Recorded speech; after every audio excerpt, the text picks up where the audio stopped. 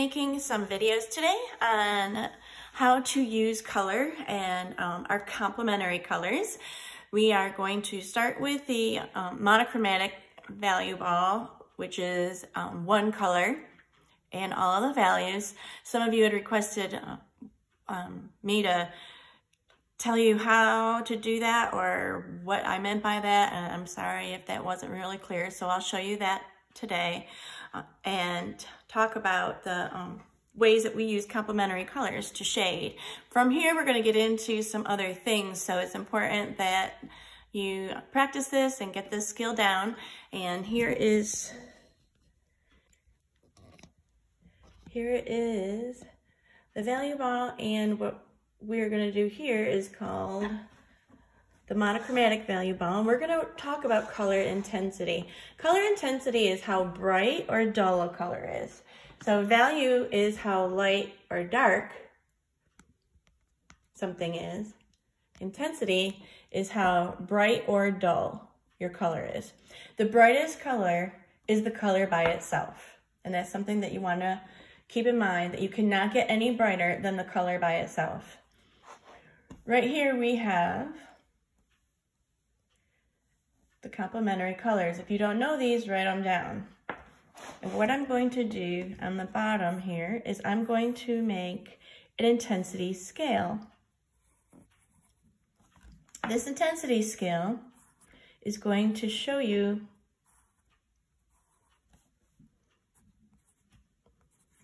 the variations of intensity from one end to the other. So again, intensity is different. It does have value changes sometimes, but it's different than the other value scale that you practiced before. All right, so I'm going to choose a couple colors here, and I'm going to choose complements. So I have here a crimson red and green. These two colors are complements. When you're using these colors, you want to use your complement first. So I'm going to make a red monochromatic sphere here. So I'm going to practice how to control my intensity, the colors of the intensity. Your number 5 on the value scale is the darkest. I'm going to use this complementary color of green to red, and I'm going to go in one direction and then the other. What I'm not going to do is something called burnish. This is when you burnish, what it looks like, and you basically lose all the little fibers on the paper. And I don't want to lose the fibers on the paper because I'm going to overlap, or do what another term for that is overlay these colors one way and then the other. It's important that you don't make lines. We want to, remember, blend and not pull away too quickly as you blend, just like when you're blending with pencil, so that you don't have this. You can't get rid of this. So you want to control it. Your number 1 is white, and that's only your very, very bright highlights. Your number 2 is the color by itself. So when you are shading something, or when you are coloring with colored pencil, you go one direction, then the other. And eventually you will burnish this, which means you don't want to see the white of the paper. The reason you don't want to see the white of the paper is because it takes away from the intensity. We want it to be very intense and very bright. Okay. From here, you're going to go back to the number 5, and you're going to get lighter with the green.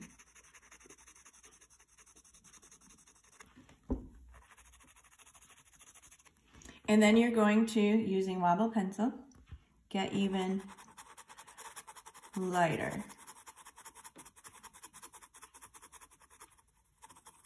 What these variations of green does is they change how bright this color is going to be. I feel like I want this to be a little bit darker.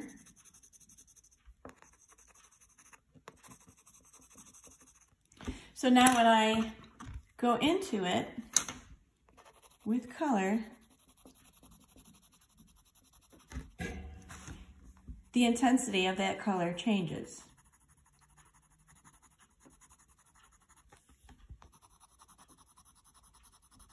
You can also do this with paint. If you take some red paint, mix a little bit of green in it, it changes that red. The more green, the more it changes. So now I'm going to go to this one. The other thing about this is if you decide that you want the color to be changed even more, if you have not burnished, remember burnishing is doing this. If you've not burnished, you can still go back in and say, I want a little bit more change. I don't think this is changing enough for me. And lightly overlay the complement again. And then go back in, always with that final color. So if you're working with reds, red should be on top of the green. So it still looks like a red. This should never look green. If you're working with red, it should never look green. All right.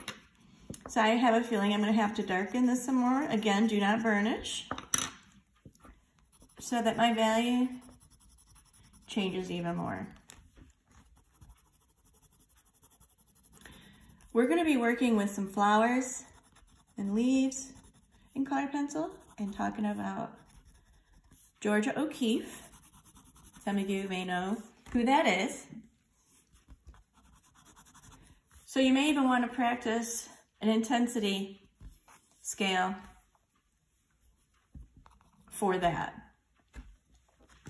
So you're going to want to this week go around and take some pictures in your yard. We have lots of flowers that are starting to bloom right now, lots of things going on. I went around and I took a couple of pictures and I thought about what I wanted to use that showed good composition. And then I printed it out. You don't have to print yours out. You can use your phone and the image from your phone, but you want to make sure you have a really good photograph with really, really nice sunny highlights, and you want to be able to see the details. So today's a good day to go out and get some pictures while we have some sunshine coming. And take a few, zoom in, zoom out, and try to make sure you have some good details in your photographs. And remember the 7 hierarchies of a good composition. Okay, back to this. Right here, we are going to show intensity. And we're going to change those values and intensities by using our green. When you're using colored pencils and you're using the complementary colors, you use the complement as if you were using a regular graphite pencil. So if you were using a regular graphite pencil, you would be shading this core shadow. I'm not going to go to the edge because the edge is reflected light, and I'm going to leave that an intense color. So if you were talking value or when you're talking intensity, I'm probably going to make it about here. I could probably go toward this end, but you're better off adding than having to erase. So you can always put more on your surface. So right now, I'm overlaying, going in one direction. Overlaying means putting one application of graphite or pencil over another. And in this case, it's colored pencil. I'm leaving these edges irregular. I don't want them perfect because as I come away from this darker area, I want the lines to blend together like teeth. So when I blend, that's what I want them to do. So because they're very irregular, it's going to blend out nicely. The reason I want you to get your shading down with pencil is because colored pencil is even more temperamental. So I'm going to use, remember this is wobble pencil, very, very light applications. I can always darken. And I'm going to continue in that same direction Now, a lot of you have been really, really good with shading, so this might even seem easy, but it's really important that I see that you're gaining this skill with this new medium. Remember, medium is what we create with. And I want you to gain this skill with this medium because we're going to be using it a lot. Some of you won't have access to paint or supplies of that nature. If you do, let me know, and I will try to make 2 videos, or what I'll do is I'll give you choices for your assignment, so you can have the choice of doing the assignment with colored pencil or paint. I want to try to make this as enjoyable for you as I can. I'm going to talk about your number 2 area now. Next to your highlight, which is going to be right here, right? Our highlight is right there. So next to the highlight on this intensity value ball, or density color ball, is the number 2. Your number 2 is always the brightest. So that means it's the color by itself. So I'm ending my green right here before I get near my highlight, because I want that area around the highlight, this would be my highlight, I want the area around the highlight to look like this. So now I'm going to look and make sure that this looks very, very smooth. So if there's areas that need to be buffed out, remember to take your wobble pencil and buff the lighter to the darker so you get this nice, real nice, smooth. I hope you all are having a great day. It's nice and smooth. You want these changes, you're buffing, and these little circles. Now we're not making circles like I've said before. You're buffing in little circles like this. And barely pressing. You can decide that you want more value and press a little harder or less value.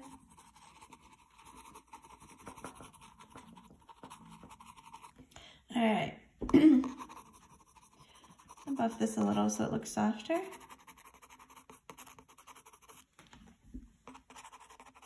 Going around.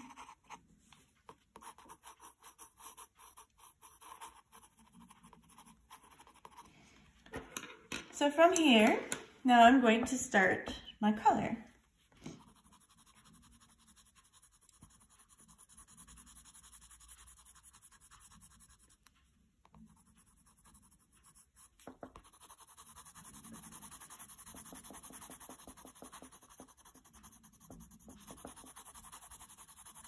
You can see this and this are similar. You can see what's happening here.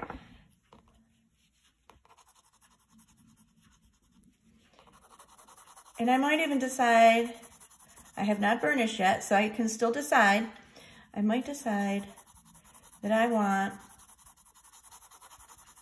this area to be even a little bit less intense, a little bit more toward the end of the 5 spectrum. So I can go in and I can exaggerate that more and then buff the area next to it so that it changes slightly. I don't want a really hard line right here between the 2 values. I want them to look nice and blended. So I'm just buffing those little circles, holding my pencil lightly.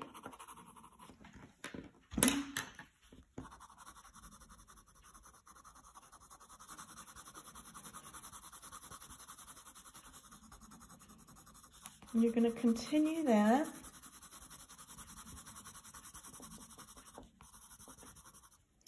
Remember, your highlight is never on the edge. Your core shadow is never on the edge, and neither is your highlight. Remember,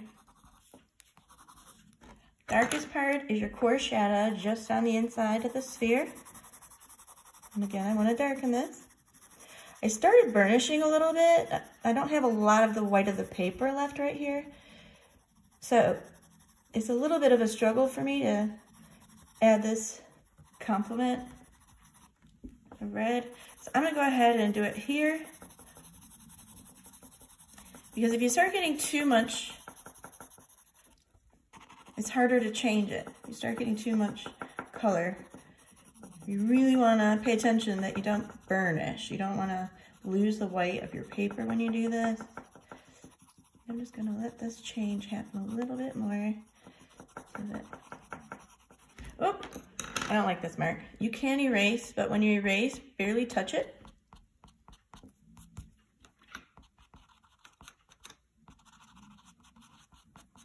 So it lifts the pencil and doesn't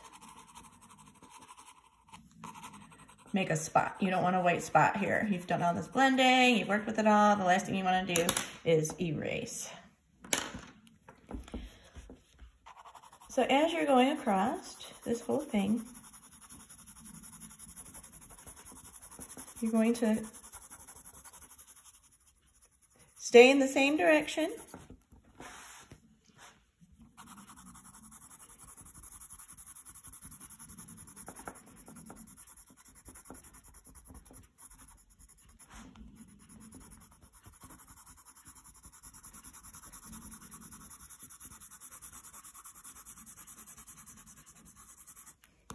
And now you can start to burnish. So when you start to burnish, what happens is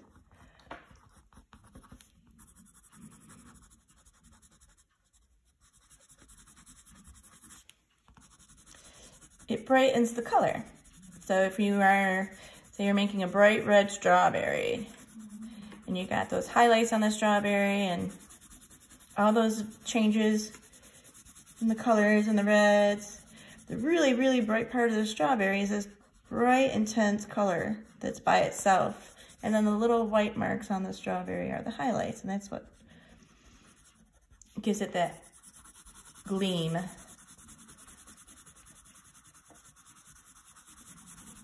So you can see what's happening here. If you have not made your sphere like this, go ahead and make one, so I can give you credit for that. If you have drawing paper, it's a lot better than computer paper. You could pick some up that would really help you out a lot. Going outside the lines here a little bit.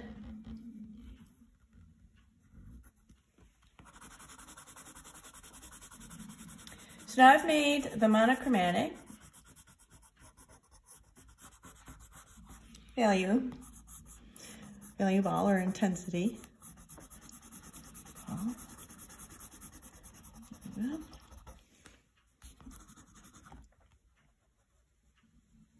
Try to clean it up a little, make it look nice.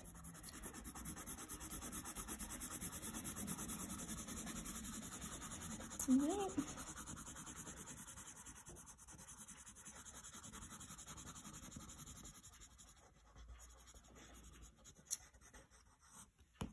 And then you're done.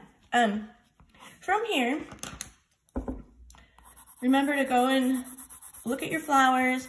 Pink flowers are pretty common, but the pink flowers are going to be more of a challenge, just so you know. So you want to try to stick to the colors of the reds and the yellows and the colors, or if you have oranges or purples, just colors that are primary and secondary color base. The pink can look bad when you use your complements. If you want to master that and you want to give it a shot, go ahead and try it, but I would try it first and make sure that you can get those colors established. So go ahead and after you're finished with this, upload it to Google Classroom and go take some pictures. See you next time.